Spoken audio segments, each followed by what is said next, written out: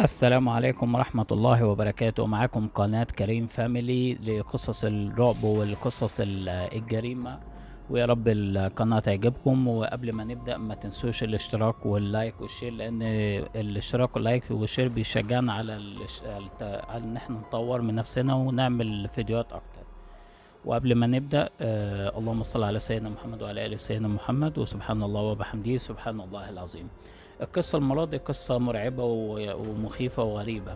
القصة عن الفنان أحمد راتب، الفنان المصري المعروف الكبير الله يرحمه. قصة مرعبة يرويها الفنان المصري أحمد راتب عن كتاب سحر قدمه لي صديق إماراتي، ولكن حياته انقلبت رأسا على عقب بعد لما خد الكتاب ده.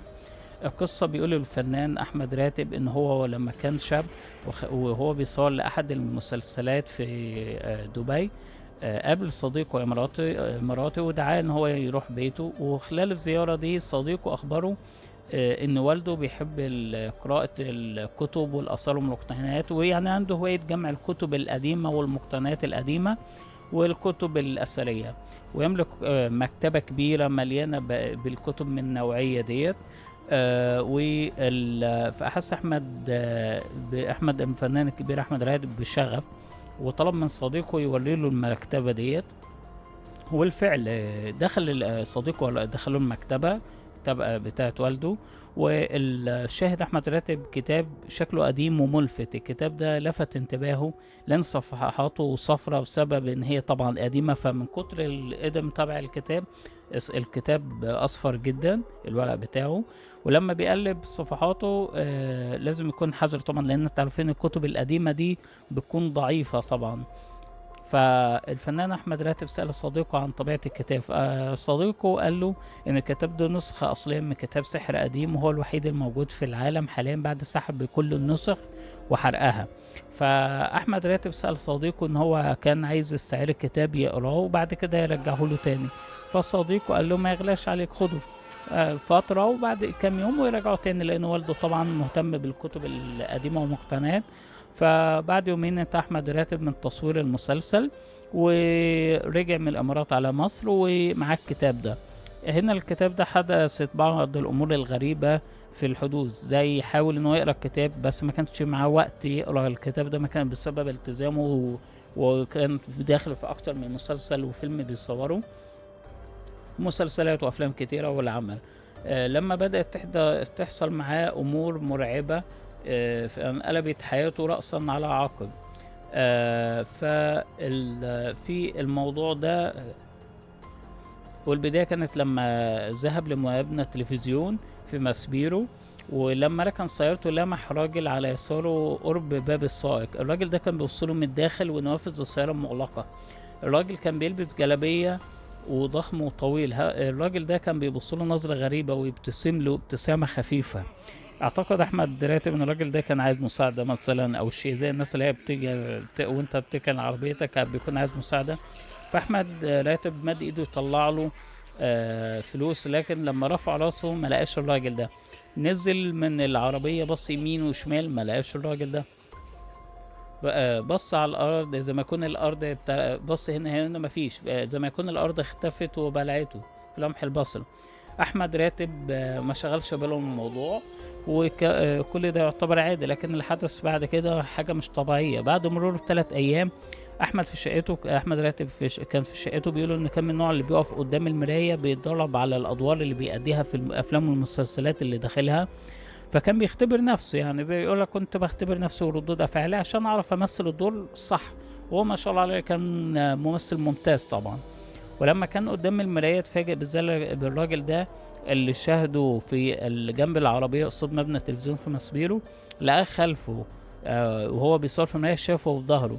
فقلب في خلفه، فبيقلب في شقته بيبتسم له. فطبعا ده ترعب وبص وراه مش لقاه. بس كان نفس الراجل اللي شافه في العربية وهو في العربية. أحمد راتب قال في نفسه ممكن تكون صورة الراجل اللي اترسخت في ذاكرتي وأنا تعبان طبعا من التصوير والمسلسلات والأفلام. لا، فهو مجرد وهم، وحاول ينسى الموضوع وحاول يشيله من دماغه، بس كان موضوع طبعا غصب عنه بيشغل باله كتير. فلما حدث بعد الموضوع ده حاجة أغرب كمان من اللي فاتت.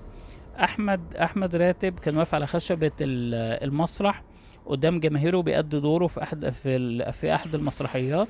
ولما عينه جت ناحية الجمهور لقى الراجل ده كمان موجود وسط الناس اللي كانوا بيتفرجوا عليه. وشاف الراجل بص في عينيه، بص له بصة غريبة وابتسم في وش احمد راتب. احمد راتب اتجمد في مكانه. حتى لو في بعض الممثلين كمان في المسرحية اللي اتذاعت قعدوا يحاولوا يحركوه، بس هو كان زي ما يكون اتجمد مكانه وبقى زي الصنم. حاولوا يعني ينخشوا عشان يتكلم في التمثيل، لان انتوا عارفين المسرح ده لازم بيكون فيه قصاد الجماهير في ارتجال، مش زي الافلام والمسلسلات ممكن يوقفوا المشهد ويعيدوه تاني. بعد بعد كده لما فاق رجع للتمثيل تاني ورجع عينه يشوف المكان بتاع الراجل اللي شافه ده اللي قبل كده عند العربية. ما الراجل ده ما كانش موجود. رغم ان هو كان في ثواني بس احمد راتب شال عينه من مكان الراجل ورجع تاني. كرسي كان فاضي، رغم ان الكراسي كان فيها متفرجين الا الكرسي ده كان فاضي. وفي نهاية المسرحية نزل وسأل عن سبب الكرسي ده فاضي. قال ان في حد حجزه وما جاش، فبالتالي الكرسي كان فاضي. فده طبعا الموضوع ده شكك احمد راتب اكتر ودخل الرعب في قلبه اكتر، لان صاحبه ممكن يحضر في الفصل التاني والتالت لكن الكرسي فاضل طول المسرحية فاضي، محد زاره، رغم ان هو كان بعينيه شايفه قدامه. بعد مرور بضعة ايام كمان حصل كان في ماتش بين الاهلي والصن داون. احمد راتب راح يشوف الملعب لشهادة المباراة وكل شيء كان طبيعي، والشوط الاول خلص والتاني، والاهلي كان ضيع فرص كتير. زي اي مشجع احمد راتب بيبص للشخص اللي جنبه متضايق من تضييع الفرص، لقى نفس الراجل الغريب ونفس الهيئة ونفس اللبس كمان، حتى نفس البشرة كان اسود كمان. ف وشه مش وجه بشر حتى. ف مثلا قال لك احمد راتب بص للراجل ده وعد راجع تاني الف نفسه، هو الراجل ده ورايا. بص للشخص ده نفس الموضوع. رجع تاني لقى واحد ابيض بشرته بيضة ما كانش اسود. فهنا احمد راتب حس برعب شديد جدا وعرف ان الشيء غريب بيحصل معاه. بدأ يفكر في نفسه لحد لما افتكر الكتاب ده. وبعد كده رجع الكتاب واتصل بصديقه وحكى له كل الكلام ده، وقال له الصديق لما مرات قال له هيسأل والده عن الكتاب ده. وبالفعل احمد راتب صديق احمد راتب سأل والده عن الكتاب، فقال له الرد المرعب ان الراجل ده حارس من الجن على الكتاب ده، بيظهر لحامل الاصل للكتاب. احمد راتب طبعا اترعب من الموضوع ومن خوف من الصديق. فاداله طلب منه يشوف له حل ان هو يتخلص من الرعب ده. فعرض عليه ان هو يرجع له الكتاب لدبي في القريب العاجل، لكن احمد راتب رفض وخاف ان يحدث معاه مكروه او الطيارة تقع بيه. ففكر يرميه، قال له ممكن اذي حد تاني او احرقه، لكن الحارس الكتاب دوت من الجن ممكن يأذيه احمد راتب نفسه. لكن في الاخير اداه دار الكتب المصرية، وبعد اسبوع واحد دار الكتب المصرية اتحرقت فعلا، والحادثة دي شهيرة موثقة. لكن وقعت في جناح واحد وما حصلش خسائر، بس وقعت في الجناح اللي الكتاب ده حصل فيه. فبعد كده ايام وذهب للدار الكتب وسأل عليه، قال لك الكتاب اختفى وملوش اثر. والغالب ان الحريق حدث في نفس الكتاب اللي في نفس المكان اللي فيه الكتاب. طبعا نسيت اقول لكم ان هو استأذن والد صديقه الاماراتي ان هو يخلي الكتاب معاه او يحتفظ بيه. فطبعا والد الصديق الاماراتي لانه كان بيحب احمد راتب جدا، فوافق ان هو يعطيه له كهدية. فعشان كده احمد راتب احتفظ بيه. بس طبعا بعد الاحداث دي احمد راتب خاف وقام اهدى له دار الكتب والكتاب اختفى. ف ودي نهاية القصة، ويا رب القصة تعجبكم. ما تنسوش الاشتراك واللايك والشير. وقبل ما ننهي الفيديو، سبحان الله وبحمده سبحان الله العظيم، اللهم صل على سيدنا محمد. وما تنسوش الاشتراك واللايك والشير، والسلام.